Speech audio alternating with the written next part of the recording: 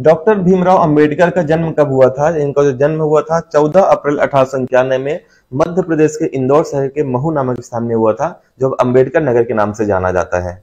अगले प्रश्न में आते हैं, डॉक्टर अंबेडकर के पिता का नाम क्या था? इनके पिता का नाम रामजी सखपाल था, जो एक शिक्षित व्यक्ति थे और संत कबीर के अनुयायी थे।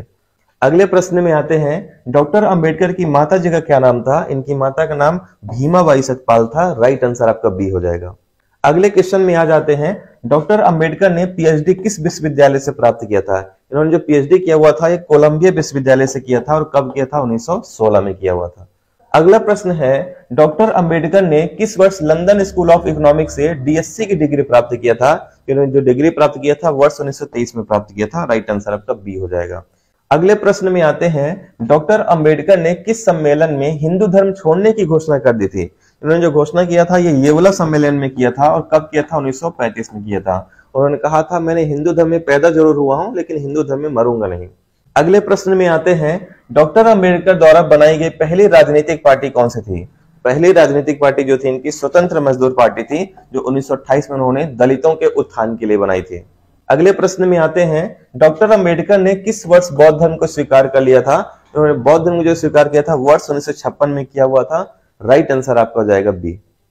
अगला प्रश्न है, डॉक्टर बी आर अम्बेडकर की पुण्यतिथि को भारत में किस नाम से मनाया जाता है?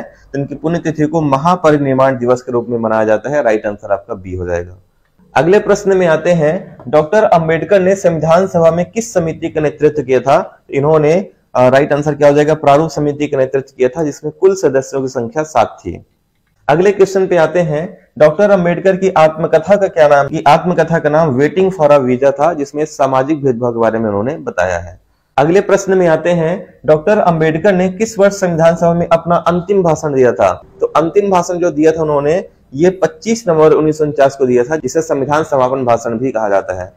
अगले प्रश्न में आते हैं, डॉक्टर अंबेडकर भारत के किस मंत्रालय के पहले मंत्री बने थे?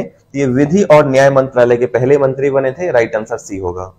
अगला प्रश्न है, बी आर अम्बेडकर ने किसे भारतीय संविधान की आत्मा कहा है? बहुत इंपॉर्टेंट क्वेश्चन है। तो मौलिक अधिकार को उन्होंने संविधान की आत्मा कहा है। राइट आंसर ए होगा। अगला प्रश्न है, डॉक्टर बी आर अम्बेडकर ने किस पत्रिका की शुरुआत किया था? तो इन्होंने मूक नायक पत्रिका की शुरुआत किया था, जिसमें उन्होंने दलितों के बारे में बताया था।